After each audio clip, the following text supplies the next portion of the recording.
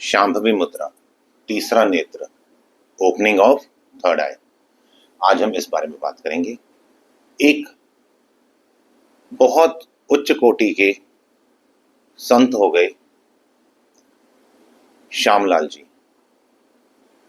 उन्हें बाबूजी कह के भी लोग पुकारा करते थे। बेसिकली वो यूपी गवर्नमेंट में पहले सरकारी नौकरी में थे। शाहजहांपुर एक लखनऊ के पास जगह है वहां पर, और बहुत उच्च कोटि के संत हो गए। उनके जो गुरु थे वह भी बहुत उच्च कोटि के संत हो गए। इस समय मेरे को उनका नाम ख्याल नहीं है, पर जो बाबूजी थे या जिन्हें श्यामलाल जी कहते थे वो बहुत बहुत उच्च कोटि के गृहस्थी थे और बहुत उच्च कोटि के संत थे। हुक्का पिया करते थे गुड़ गुड़ गुड़ गुड़। अब एक बार की बात है, वही संत जी महाराज कहीं रात के टाइम घूमने फिरने निकले, सैर करने।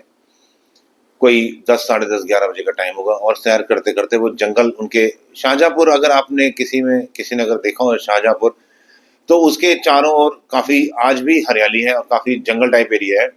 पर आज से ये मैं बात कर रहा हूँ 1960s की, उस समय बहुत जबरदस्त घोर जंगल हुआ करता था। तो ये अपना गहरे जंगल में जाते गए, अंदर अंदर अंदर सैर करते हुए अपना आत्मानंद की मस्ती में मस्त करे वेदांती खेल। तो जब ये जा रहे थे तो इन्होंने एक जगह देखा कि दूर से कहीं इन्हें कुछ मशालें, रोशनियां नजर आई। तो इनके बड़ा कौतूहल हुआ, बड़ा जिज्ञासा हुई कि इस जंगल में कैसे मंगल हुआ हुआ, इतना रोशनी है। तो वो उस तरफ ही चल पड़े, और बढ़ चल देखते हैं वहां जाके क्या है। तो वहां जाके देखा तो उन्होंने एक बाहर घूम रहा था, और उसने उसको पूछा, श्यामलाल जी ने, बाबूजी ने, संत जी महाराज ने, कि ये क्या हो रहा है। कहते हैं कि ऐसा है कि ये एक जश्न की तैयारी हो रही है, हम सब है भूत, और ये जो जश्न हो रहा है, जो हमारे भूतों का जो राजा है बेताल, उसका जो बेटा है ना, उसका कल विवाह है। कहता अच्छा जी, कहते किसके साथ शादी करेगा वो। कहते यहाँ से ना फलाना एक गांव है, उस गांव में अगर हम जाते हैं ना तो वहां पर एक लंबड़दार है। उस लंबड़दार का जो बेटा है उसको किसी छोटी जाति की लड़की से प्रेम हो गया। अब वो लंबड़दार कहता है कि उस लड़की से शादी तो मैं नहीं होने दूंगा, तू चाहे मर जा। तो वो लड़का जो है कल वो आत्महत्या करेगा। अब जब वो आत्महत्या करेगा तो जिसका चिंतन करते हुए मरेगा वो उसी का रूप ले लेगा। तो वो जिस लड़की से प्रेम करता है उसी का चिंतन करते हुए मरेगा, तो वो एक लड़की बनेगा। और जो भी व्यक्ति आत्महत्या करता है, शास्त्र कहता है कि कम से कम, हाँ, ज्यादा से ज्यादा नहीं, कम से कम 1000 साल, जो मानवी 1000 साल हमारे जैसे हैं, 1000 साल उसको भूत की योनि में भटकना ही पड़ता है।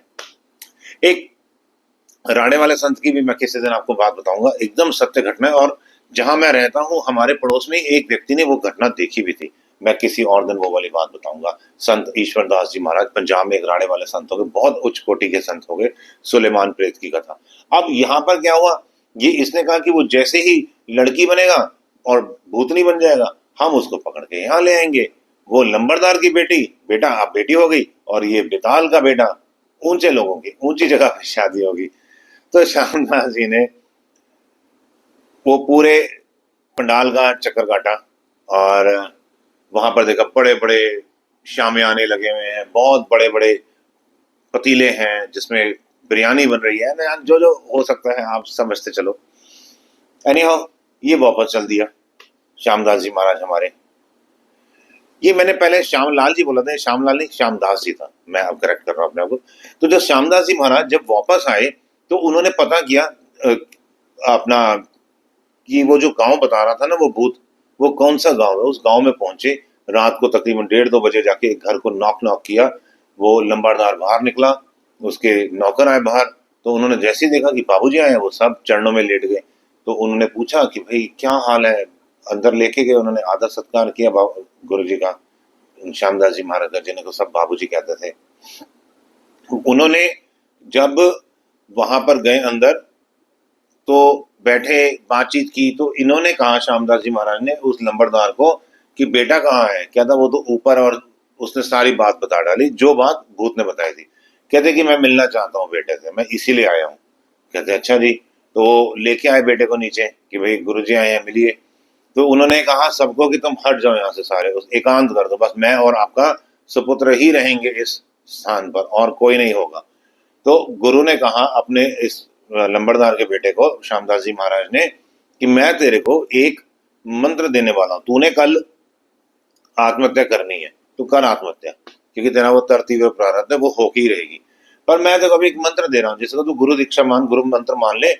अब इस पल के बाद ना तू उस लड़की का चिंतन मत करना, सिर्फ मंत्र जाप करना। वो कहना जो आ गया गुरुदेव। महाराज जी कहकर चले गए। अगले दिन इसने सुबह सुबह मंत्र जाप करते करते आत्महत्या कर ली। अब जैसे आत्महत्या की तो पहले तो अगर आत्महत्या करता और तो यमदूत आते, इसको भूत प्रेत के पास लेके जाते, परंतु अब पूर्ण ब्रह्मवेत्ता सदगुरु की एक दीक्षा मिल गई थी। तो हुआ क्या, इस व्यक्ति को उच्च कोटि के लोकों में भेज दिया। अब रात जब हुई तो श्यामदास जी महाराज फिर से उस जंगल की ओर गए और उसी जगह पर पहुंचे जहां पर कल वो सारे शामियाने लगे थे। अब देखा कोई भूत उधर बैठा है, कोई उदास है, कोई दुखी है, शामियाने उतर चुके हैं और मतलब सब बहुत ही डिप्रेशन के स्टेज में है। तो उन्होंने जाके पूछा उसी वाले भूत से जो कल मिला था, भाई क्या हुआ ये? कहता महाराज हमने कल आपको बता दी सारी बात, आपने जाके उसको दीक्षा दे दी, वो तो दीक्षा लेते ही उसने आत्महत्या की, जिससे उसको 1000 साल का भूत और प्रेत की योनियों में भटकना था। आपकी दीक्षा, आपकी मंत्र दीक्षा, ईश्वर के नाम से की कृपा से वह व्यक्ति उच्च लोकों में चला गया, उच्च, और हमारी अब शादी तो हो नहीं सकती, सारी गुड़ गोबर हो गया, डिप्रेशन में आ गए सारे। तो ये एक सत्य घटना है। अब ये जो बाबा जी ने किया, ये कैसे जैसे देख लेते हैं ना ऐसे सूक्ष्म जीवों को, ये बहुत मुश्किल नहीं है। सूक्ष्म जीवों को आप भी देख सकते हैं और जो भी चाहे वो देख सकता है। मेरे से कुछ लोग कमेंट बॉक्स में पूछेंगे कि आप देखते हैं कि नहीं देखते, मेरे से मत पूछना, मैं कुछ नहीं बताऊंगा, जो आपने समझना समझ लो। अब इसका विधि क्या है, मैं विधि बताता हूं आपको, अगर आप भी देखना चाहते हैं तो। जब हम शांभवी मुद्रा में तीसरे नेत्र आज्ञा चक्र पर, जहां पर हम तिलक लगाते हैं दोनों भमों के बीच में, जब हम अपने चित्त वृत्ति को कंसंट्रेट करना शुरू करते हैं तो वहां पे रोशनियां नजर आनी शुरू हो जाती है। जब रोशनी नजर आनी शुरू हो जाएंगी ना, तो उन रोशनियों के अंदर एंटर करना शुरू करो। जब आप उस रोशनी के अंदर एंटर करते जाओगे, गहरे गहरे बहुत गहरे जाओगे ना, फिर आपको धीरे धीरे अंतर दृष्टांत होने शुरू होंगे। आपको अलग अलग तरह के लोग, कोई मुकुटधारी, कोई सर्पधारी, इस तरह के लोग नजर आने शुरू होंगे। मैं ये बहुत ज्यादा विस्तार में नहीं जाता क्योंकि मैंने देखा है यूजली 1000 में से एक होता है जिसको इस साधना का असलियत में लाभ होता है। बाकी 999 लोग ना मनोराज करते हैं, उन्हें कुछ दिख नहीं रहा होता, वो खुद ही मन ही मन वो क्रिएट कर रहे थे, हाँ ये दिख गया, हाँ ये दिख गया।